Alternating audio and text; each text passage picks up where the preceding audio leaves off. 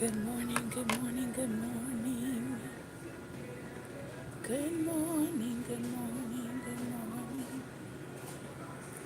Good morning, good morning, good morning. Good morning, everyone. This is not my music in the background here. I do not own the rights to this music. I wouldn't even be playing this music personally. I am in the bookstore in a remote location today, so I hope that everyone can hear me clearly. And I'm going to try to speak up as much as I can without disturbing other people around me. So, I hope everybody can hear. Good morning to each and every one of you. Good morning, Lady Judy. Good morning, Lady Barbara. Good morning, Prophet Jonathan. Good morning, Pastor Ben. Awesome. Everybody can hear me. If you can hear me on Periscope, please press the hearts. So I'm going to try to make sure that I talk loud enough for you all to hear without disturbing other people. All right. Okay. So I'm going to try to find a quieter spot next week because the people next door to me are doing renovations and it's getting louder and louder. So we're going to be doing daring dialogues remotely. Well, some of it next week we're actually going to have to be doing remotely anyway because, yeah, I'll tell you when I get there. How about that? So I hope that you all have something to drink for today as we get started. Hope everybody is having a great and wonderful day thus far. As you know, it's Friday. If you're with us for the first time, we're talking health and wealth.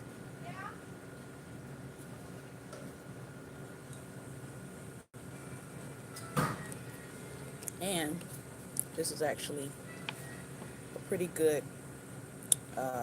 orange juice since we're talking about health. I'm not a paid sponsor. Let me just put that out there. But Tropicana, 100%. Good morning, Lady Ilana. And it is 100% juice. That's what you all want to look for when you are buying juice. It is never from concentrate. So those two things you want to make sure you look for when you're buying juice, and you want to make sure it's not genetically modified juice. Good morning, Lady Ravonda. So everyone can hear me clearly. That is great. All right, we're going to start with our finance book first, which is Your Score, An Insider Secrets to Understanding, Controlling, and Protecting Your Credit Score by Anthony Davenport. And we stopped at the ways that you can guard your identity on the internet in other places so that your identity is not stolen. We're completing this chapter today. We're com- we're completing this chapter today with being careful about credit monitoring, what to do should your identity be stolen, how to freeze your credit, and the aftermath. So that's what we are covering today. And then we're going to jump into the Bad Food Bible, how and why to eat sinfully. Of course, they had to throw sinfully in their topic because that just draws people in. All right, so be careful about credit monitoring. Let's go. Credit cards require some common sense, like not spreading your number, expiration date, and authentication code around indiscriminately. Some not so obvious care needs to be taken when you're out in the world, too. If you're going someplace where your credit card is going to be swiped when out of your possession and view, like a restaurant, make sure you are in fact using a credit card and not a debit card. If your card should happen to be skimmed and duplicated while out of your presence, a credit card has built-in consumer protections that a debit card does not. The checking or savings account attached to your debit card could be cleaned out by the time you finish your dinner and make it home. A comprehensive defense plan means you have to be a watchdog too. You're adding surveillance, so to speak. That means keeping track of what's on your credit report and knowing when new activity on your report takes place. If you've been a victim of one of the famous data breaches of the last few years, like the ones with Yahoo or Target or Home Depot, you probably got a letter or email from one of those companies offering you free credit monitoring as an apology for failing to protect your data. It's a service that normally costs about $10 a month if you bought it on your own. Credit monitoring is supposed to do just what it sounds like: monitor your credit and inform you of any suspicious changes that might sound like a good idea and a way to get some peace of mind. The idea is that somebody is looking out for your score even when you aren't certain, even when you aren't is certainly comforting. Except that isn't what's happening. Credit monitoring works fine in some limited cases. If you have one of the better services that monitors all three bureaus, the free services will usually only monitor one of the three. It will tell you when a new credit inquiry has hit your credit report.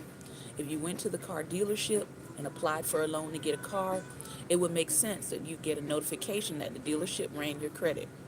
But if you got a notification about an inquiry from Bank of America for a new credit card and you didn't apply for one, you'd have a reason to do some more digging.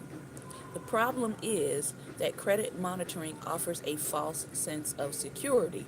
For example, credit monitoring usually doesn't keep track of fraudulent credit card activity on accounts you've already opened. It doesn't track fraudulent activity that happens outside very specific parameters. If someone uses your social security number but with a different name or address, you will not be notified. You also won't hear about it if somebody uses your identity and social security number to sign up for a cell phone or cable service. The services that most credit monitoring provides aren't any different than the ones you can handle yourself by monitoring your own credit through the process I'm going to describe below. And by doing it yourself and keeping track of all the ways crooks can get into your business, you're going to have a real peace of mind. If you've read this far, you already know that you need to be getting copies of your credit report from the three business bureaus every year. That will give you a good overall picture of your credit position, but if you get the reports at the exact same time, you're not going to see potential fraud. Buy a cheap desktop calendar and mark down some important dates. First, ask for your free credit report from each of the bureaus, but stack the dates so that you're doing it from one of the three bureaus every 4 months. That will give you a good level of preliminary indication if something is wrong, and give you a good vantage point to see if any accounts from other kinds of creditors like cell phone or cable companies have been opened. Now, you need a plan to organize and review the information that comes into your house. When you get a credit card bill, either in the mail or online, you need to review it carefully and make sure each of the charges on there is legitimate. As we talked about with the medical fraud section, you need to do the same with your insurance statements. Create a central storage place for these documents and the original cards, like your insurance card, social security card, and other identification papers, and list all of your credit accounts and the corresponding account numbers and contact telephone numbers. Then you'll be able to quickly go down the list and take action if you lose your wallet or run into some other kind of issue. In the same file, keep control of your important physical data: receipts, tax returns, statements for your credit card, mortgage, car loan, and student loan. Anything that has your identifying information on it. Talk to your accountant or tax person about how long you need to save these things, but make sure you keep them in a centralized place with some security. I like to use a locked 2-drawer file cabinet hidden in the mechanical room in my basement.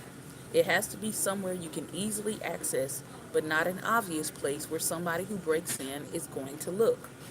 One of the benefits of online banking, credit card, and loan management is that it gives you a way to check in on your accounts in real time. And many of those companies even let you make your own reports detailing specific periods of time.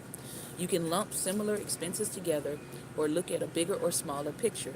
You can treat it almost like an old-fashioned checkbook, matching receipts you keep in your wallet or purse with transactions on your cards. Anything you can do to keep a more regular eye on your situation is going to help. This is also important if you're a person in business or you're a minister. I recently had a incident where someone said that they had donated to me and that their bank had charged them twice. So they were getting hit with the NSF fees. And then they asked me, did you receive my donation twice? And I said, no, I didn't. But I was able to prove that I was not telling an untruth on my end by simply going to my online account, screenshotting the information very quickly, and blocking out, personal information, but showing them that no, I did not receive two donations from you, or I would have returned one. So having the online banking, I know some people still like to do the hard copy and they like to go into the bank, but definitely having online banking helps you to be able to figure out what's going on with your accounts in real time, and you can monitor it. I tend to check my accounts at least twice a day for monitoring. So very good information here. What to do when it happens to you? Unfortunately, even if you do everything right, you could still be victimized because there are still plenty of organizations out here that aren't as careful with your data as you are. Or it could simply be a case where you've lost your wallet or had your purse stolen from the trunk of your car. Sometimes people accidentally leave their purse or belongings in the front seat of their car and it gets stolen that way. So it could be a thing where someone breaks in and, you know, they steal something from you that has to do with your identity. That's the reality of the world we live in, but it doesn't have to be a permanent blowhole in your credit report. Like many medical conditions, the more time that passes before you get a diagnosis and begin treatment for identity theft, the more painful and substantial the treatment can be. If it does happen and you address it quickly, you can often reduce the pain and fix it in less time and for less hassle.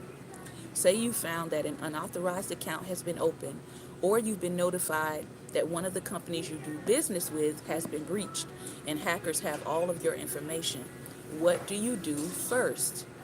The first step is to put a specific fraud alert on your credit file with each of the three bureaus. This requires them to notify you if anyone requests to see your credit or if an attempt is made to open a new credit account in your name. You only have to request this from one of the individual bureaus, and they're required to notify the other two. But you must renew this request every 90 days. You can find the contact information from each bureau and where to call on his website at www.anthonymdavenport.com/your score. If you've already been a victim of identity theft and have filed a report with the FTC, which we'll cover below, you can put an extended fraud alert on your account for 7 years without having to renew it. Active members of the military can also get a 10-year fraud alert put in place.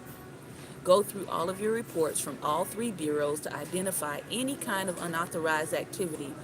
Hackers will often open a small and hopefully unnoticeable account and test it out to see if you notice what's going on.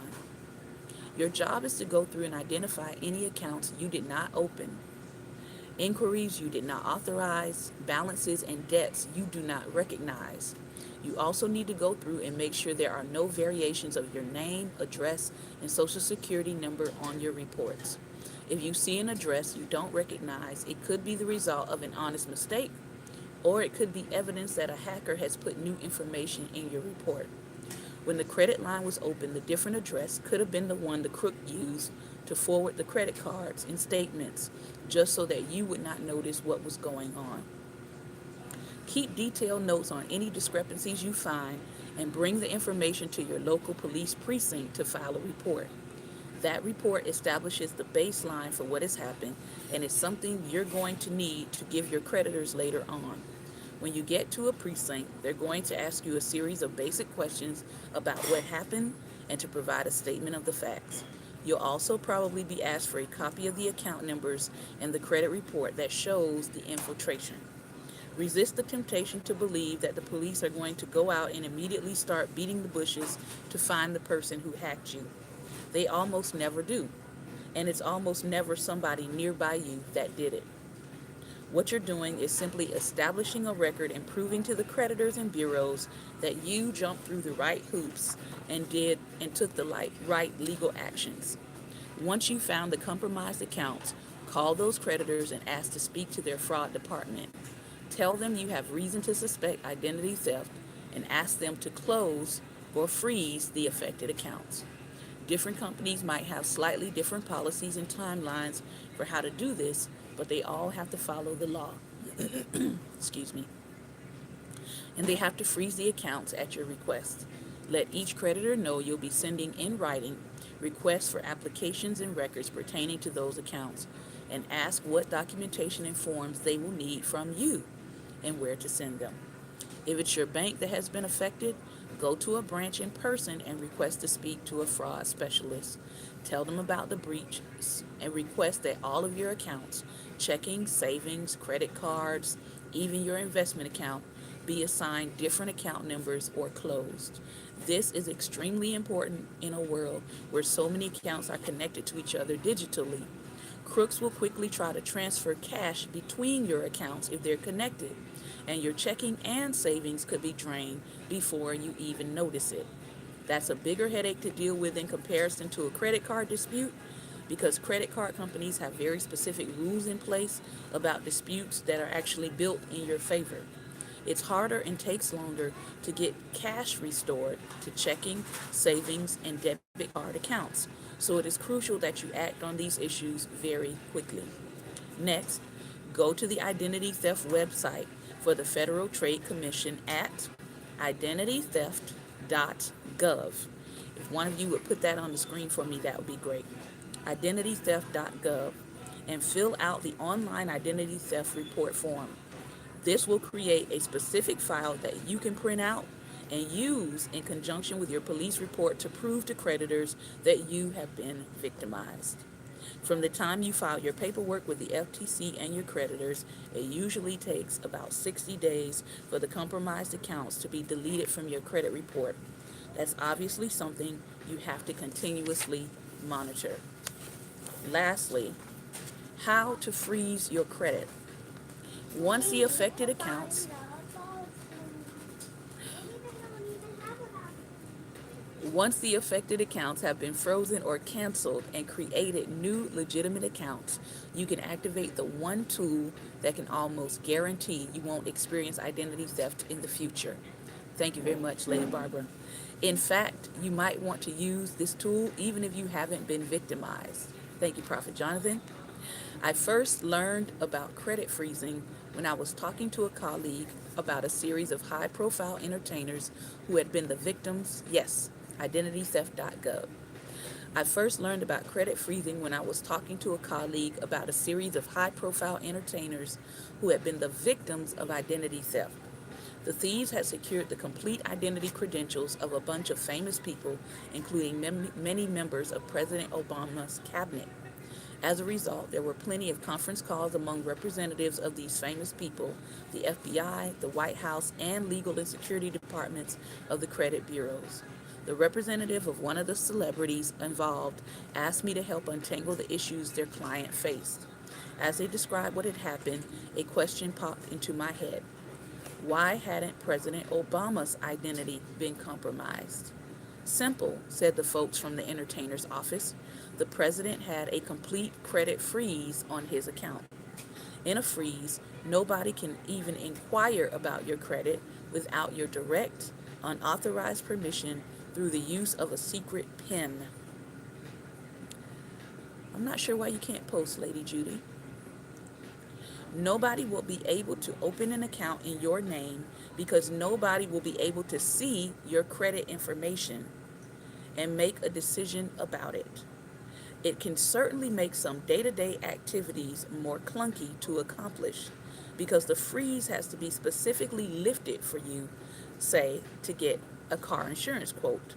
But there's no more effective way to lock down your information so that only those people you authorize can see it. It's very different than a fraud alert, which only tells you about activity as it goes on. The freeze stops things from happening before they even start. Obviously, the credit bureaus aren't super excited for you to be able to do this because they're in the business of doing business. They and the credit card companies accept a certain amount of inevitable credit card fraud as the price of making transactions go through quickly and smoothly. But the rules are in place for you to do it, provided you follow these specific steps. So if you want to freeze your credit, here's what you do. First, use the numbers and websites on his website, www.anthonydavenport, Davenport,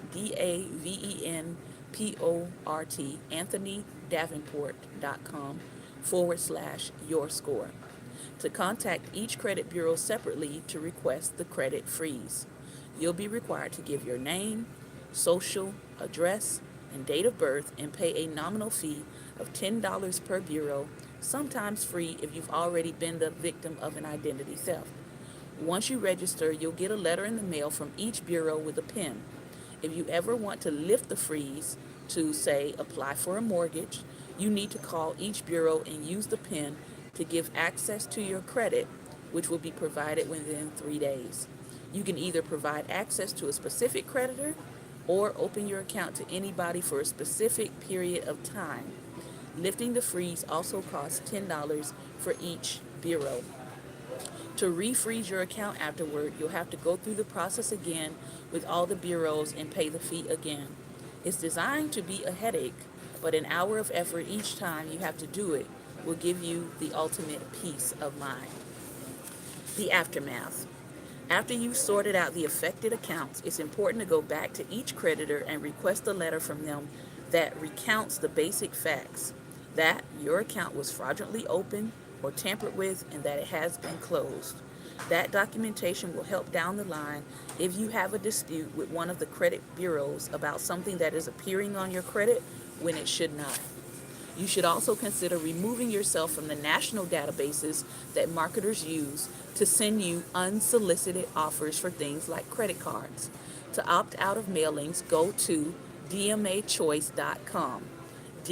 capital D, capital M, capital A, choice.com,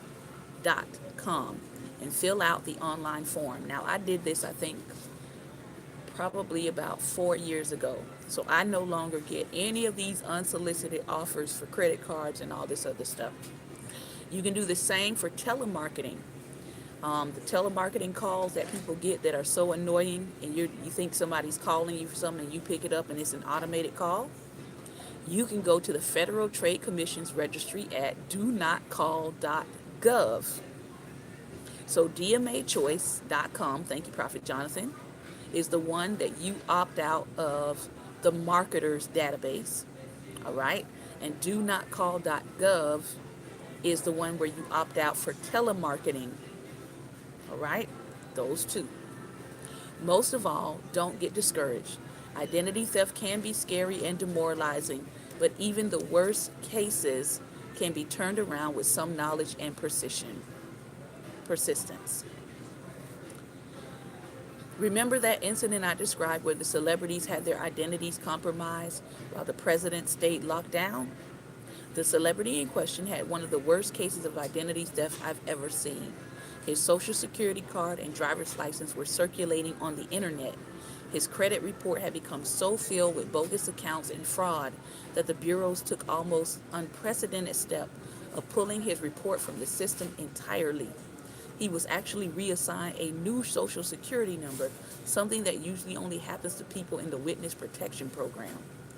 After he received the new social, my job was to figure out how to recreate his credit profile to represent what it was before the hacks had started. I had to go through and eliminate bogus accounts on the old social and have the legitimate ones transferred to his new number while putting the safeguards we've been talking about in this chapter into place. With a security freeze and fraud alert in place on his new social, the client was able to reestablish his credit, and after about 2 months, his credit score was back up to near 800. If that problem can be solved, so can your minor problems. So, hope that you learned something new from our identity theft section. Hope that you are taking down these website informations to help secure your credit from identity theft. All right, we are back in Bad Food of the Bible, How and Why to Eat Sinfully. And last week we began to take a look at how they do research, remember? And we talked about the experimental studies, and actually someone came across an experimental study about carbs, and they immediately looked at the study as a good study, and I had to come in with my new knowledge and tell them, well, actually, this is not the highest form of research study. It's actually RCT, or randomized controlled trial, that will actually give you accurate results. And I told them this is only an observational study, so take it with a grain of salt. So my information that I learned with you last week was able to immediately help someone who was putting out an article about diet that was based on an observational study and not the highest form of research. So, we're continuing as the author begins to introduce us and tell us about the limits of nutritional science, and then we're going to go into the first chapter on butter. So we're going to learn about butter first. If you're a butter person, today's broadcast is for you. I don't think we're going to get through everything on it, but we will cover probably about half of the section on butter. So, throat clear.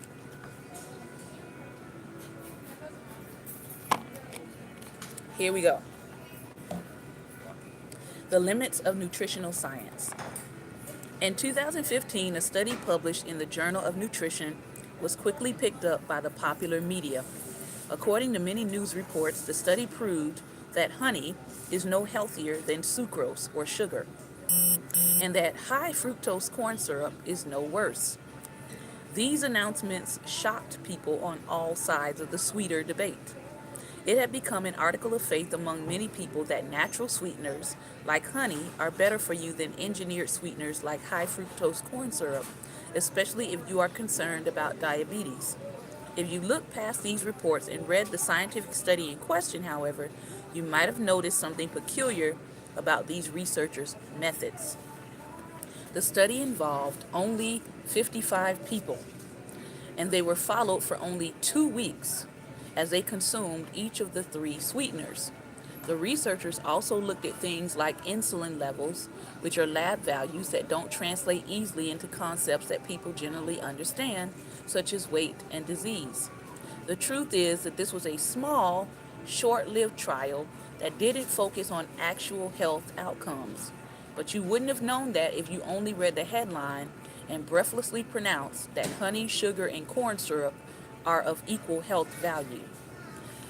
Health research is often misinterpreted even when it's solid, and this study was perfectly solid. It's among the stronger studies available to us because it's a randomized controlled trial. But its findings were blown out of proportion by the media, whose reports in turn were taken at face value by a scientifically illiterate public.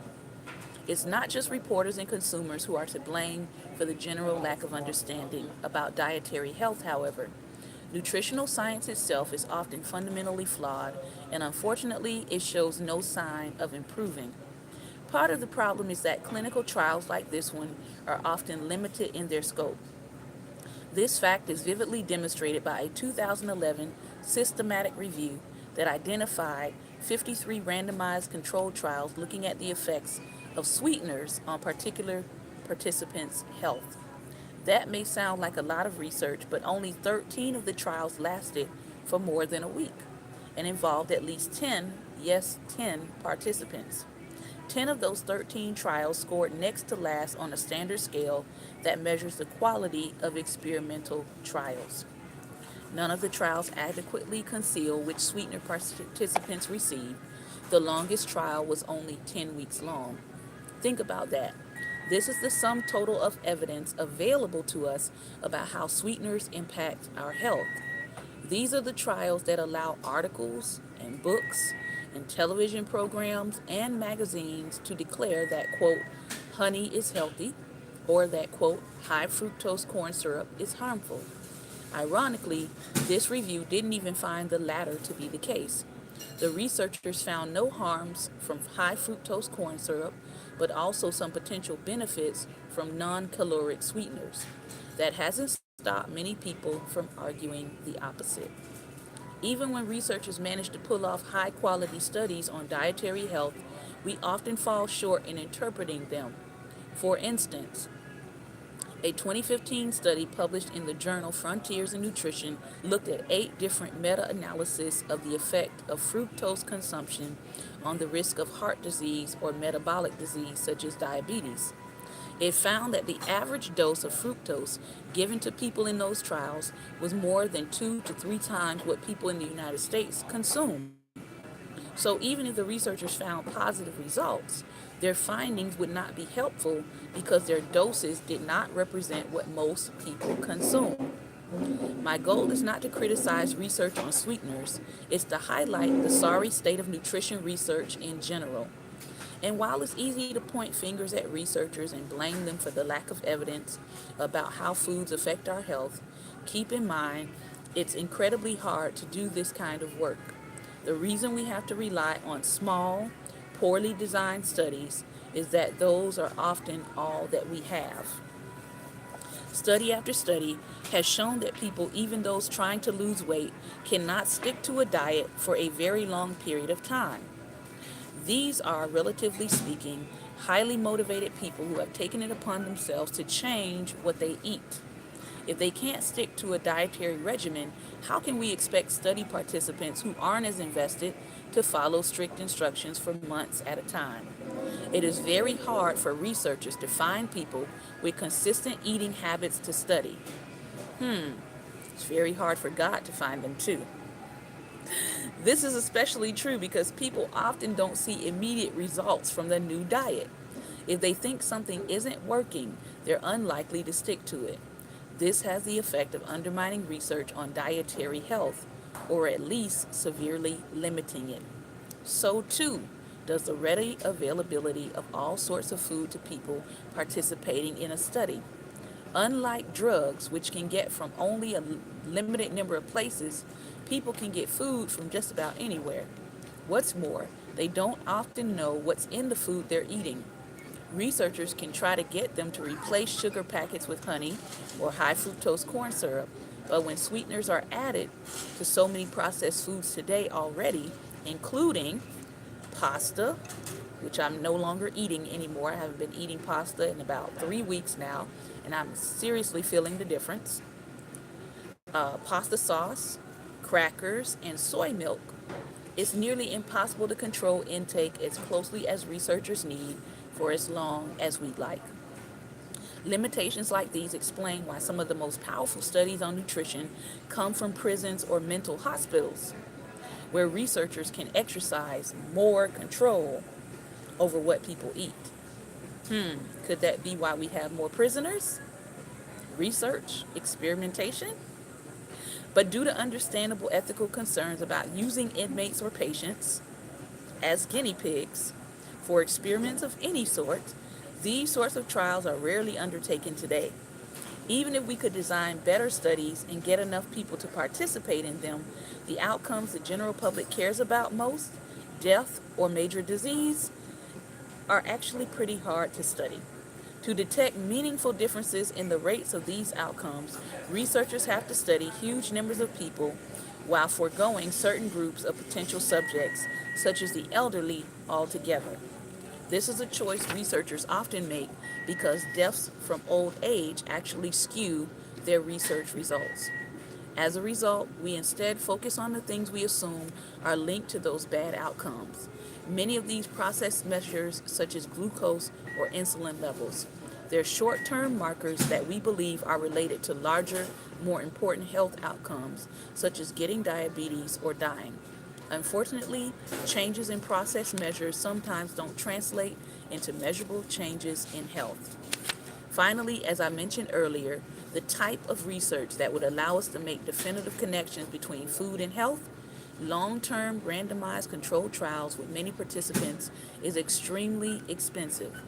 Most organizations that want to know more about dietary health don't have the budgets for this kind of work. Even many food companies don't foresee a great return on investment for actually doing health research. They can sell their products without proving that they're healthy, so why bother?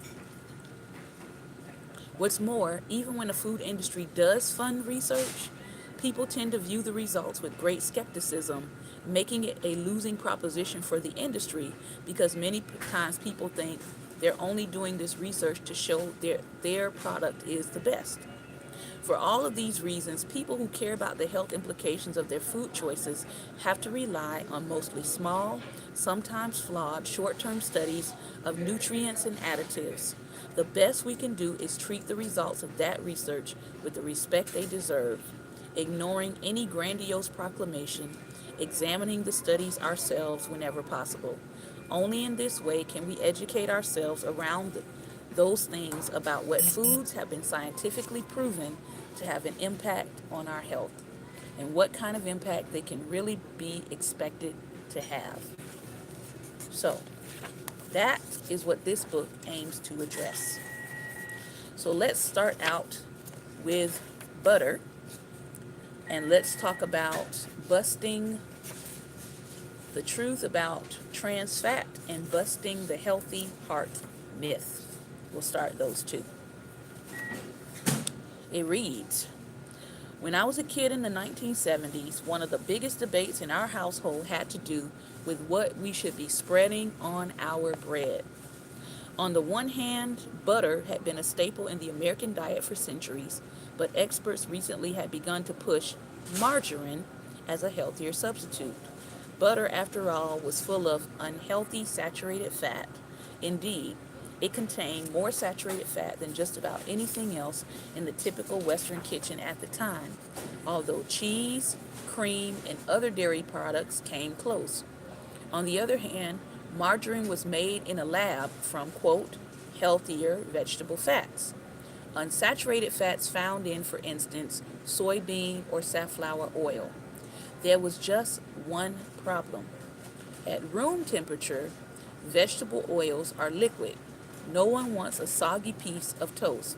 To make margarine solid, food scientists subjected vegetable oils to a process called hydrogenation, in which hydrogen gas was mixed with the oils while exposing them to a metal catalyst and subjecting them to heat and pressure. This process created oils that were solid at room temperature and, at least at first, tested quite well in marketing research. Many people, even cardiologists, began to push margarine as a heart-healthy substitute for butter. It became the spread of choice in the Carroll household. Of course, today we now know hydrogenated oils by another name, trans fats. And now we know they're terrible for us. Hello, margarine users. Even worse than saturated fat. Yet the margarine-induced assault on butter continues to this day and has led people to spurn many of its saturated fat cousins as well. The impact of this low-fat craze on our health has been dubious, to say the least. It turns out that alternatives to saturated fats, including but not limited to trans fats, are not nearly as good for us as we were led to believe. And there's another wrinkle. Those saturated fats we thought were so bad for us, they actually might not be. So what is the truth about trans fats? By the 1990s, evidence was building that trans fat carried a significant risk of coronary heart disease. Today, they've been found not only to increase levels of low-density lipoprotein, or the bad cholesterol, but to also decrease high-density lipoprotein, or the good cholesterol. By both increasing LDL and decreasing HDL, trans fats have about twice the negative impact as a saturated fat. And that is not all. Trans fats also increase triglycerides, fats that our body can use for energy, but but are also thought to be associated with heart disease. Unlike many other areas of nutrition science, there is some high quality research to support the conclusion that trans fats are bad for our health. In 2006, the New England Journal of Medicine published a huge review article that began to sound the death knell for trans fats. The researchers conducted a meta analysis of 12 randomized controlled trials through 2005. They found that compared to eating saturated or unsaturated fats, eating trans fats significantly increased all the risk factors for coronary heart disease. Trans fats also appear to increase the markers of inflammation in the body, decrease the effectiveness of cells that work to keep your blood vessels clean. On a per calorie basis, trans fats increase the risk of coronary heart disease more than any other nutrient. Throughout this book, I discuss how the dire warnings we hear about many ingredients seem to be overblown. I don't take that approach with trans fats, however, because the evidence against them is pretty damning. I'm not alone in this conclusion. In recent years, artificial trans fats have been almost entirely eliminated from the American diet. Months before the study was published, the Food and Drug Administration ruled that companies had to start explicitly labeling how much trans fats their foods contain. Fast food retailers such as McDonald's and Burger King began eliminating artificial trans fats from their products, and the tiny amounts that remain occur naturally in meat and in cheese. New York City banned them in restaurants in 2007. The Centers for Disease Control and Prevention argued that removing trans fats from the U.S. food supply could prevent 20,000 heart attacks a year and 7,000 deaths from heart disease. In response, the FDA issued a Federal Register notice announcing that the agency believes that trans fats are not generally recognized as safe. Such a notice allows a period of time for people and businesses to comment and offer opinions as to why this determination should not result in a ban. Nothing convincing came of this, and in 2015, the FDA finalized its determination that trans fats are generally not recognized as safe. If in the butter versus margarine debate, the Carroll family should have stuck with butter. And that's not the only match in which butter appears to win out. It seems that not only are saturated fats much better for us than trans fats, but they, but they also may not be that much worse for us than the range of other fats, including many that have been championed as healthier alternatives. You read that. Butter and the fat it contains are not only likely to be part of a healthy diet, but they may actually be better for us than many alternatives. Frustratingly, the evidence to prove this has been out there for decades. It just has not been given a fair shake until very recently. So, if you've been using margarine, you might want to switch to butter. Busting the heart healthy myth. In the late 1960s and early 1970s, researchers conducted what is now known as the Minnesota Coronary Experiment, a well-designed randomized controlled trial set in one nursing home and 6 state mental hospitals. The study was large, involving more than 9,400 men and women between the ages of 20 and 97.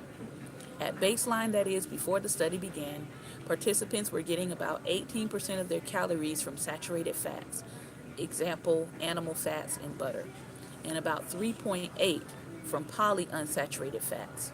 The intervention diet, the one that researchers gave to the test subjects who were not in the control group, was considered more heart healthy than the baseline diet because it reduced the number of calories they were consuming from saturated fats to 9.2% and raised the amount they were getting from unsaturated fats to 13.2%. The average follow-up for these participants was just under 3 years, meaning the modified diet had quite a long time to show its effect on the subjects' bodies. But when researchers checked on the subjects who had been assigned the heart-healthy diet, they found that these men and women had no decreased risk of death. If anything, mortality rates in this group increased, particularly among those 65 years of age or older.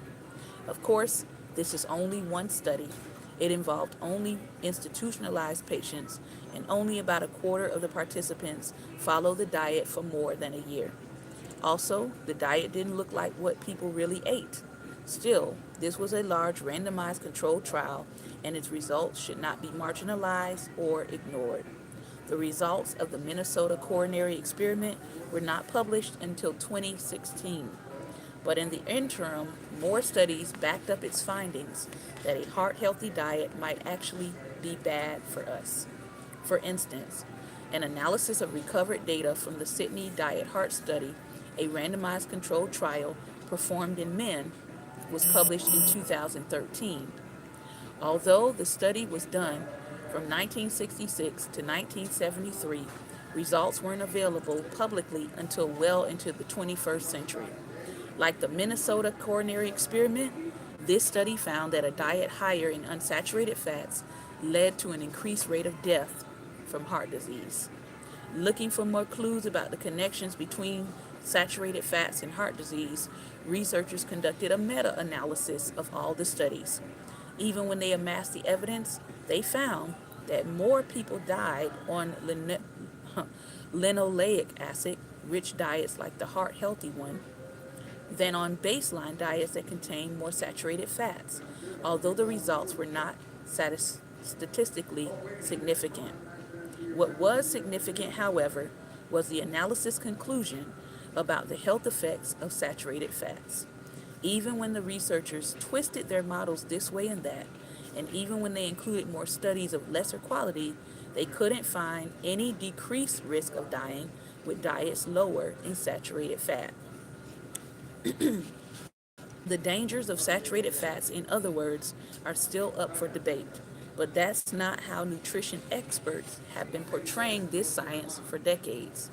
They've argued very loudly that fat, especially saturated fats, are the true enemy of a healthy diet. Many of them persist in this view despite the fact that the evidence isn't nearly as clear as their convictions suggest. So, what's actually going on here? Why do health experts continue to demonize saturated fats despite the lack of data to support their conclusion? Perhaps it is for the same reason that research findings in support of saturated fats weren't available decades ago. It's possible that researchers tried to publicize their findings at a time but were unable to get them published. And it's also possible these results were marginalized by the scientific establishment or even the researchers themselves because they didn't fit in with what was considered to be the truth at the time. The two principal investigators in the Minnesota study were Ivan France and Ansel Keys, the second of whom may be the most influential scientist ever in promoting saturated fats as the enemy of heart health. I'm not suggesting anything sinister. I'm sure both these scientists absolutely believe that diets in lower saturated fats led to better health, but they must have been baffled that their research failed to confirm their belief. And like so many other researchers then and now, as they were confronting these results, they may have fallen victim to a phenomenon called publication bias. Somebody can hashtag that because I think this doesn't just happen with scientific research, it actually happens with discovering the truth, period. And it goes against what you have already always believed, and therefore people don't want to publish what they've discovered because it goes against what they already believe. Publication bias occurs when a researcher or the review board of a scientific journal decides whether to publish the results of a study based on its outcome. For instance, interesting results often get published, while uninteresting or negligible results do not. Research has shown that studies with statistically significant results are more likely to be published than those without such results. Thank you, Prophet. Studies with a low priority topic or finding also may be less likely to be published. Thank you, Lady Barbara. Studies that find significant associations between foods, like butter, and scary findings, like heart attacks, are more likely to be published than those that don't find such association. Although such studies are often reported in the news media, In many cases, their conclusions can't be supported by further research. When controlled trials are done to try to replicate them, researchers often find they can't.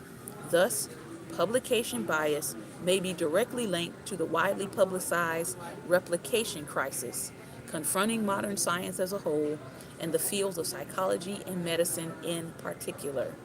Good morning, Lady Dawn. Perhaps the most common reason for publication bias is that researchers simply don't write up their work and submit it for publication. In many cases, that could be because they think it won't be accepted. But it also could be because they don't believe the results or don't want to be associated with the results. In the charged environment of nutrition research, where people's careers are built on certain hypotheses, it's harder to avoid publication bias than it is to succumb to it. There have been plenty of accusations that people who have challenged accepted nutritional beliefs have been frozen out of positions, funding, or even committees.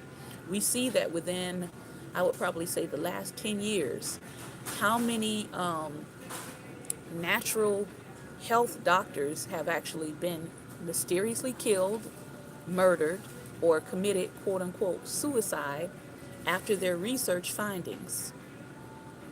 Specifically, the research finding between cancers and cannabis oil, which comes out of the marijuana plant. Many of those researchers have mysteriously died, and now all of a sudden, the science industry wants to start doing more legalization of the cannabis oil in medical treatment for cancer. Do we think that was a coincidence? I'll let you decide. Of course, it's not just academic reputations that are at stake, so too are people's lives.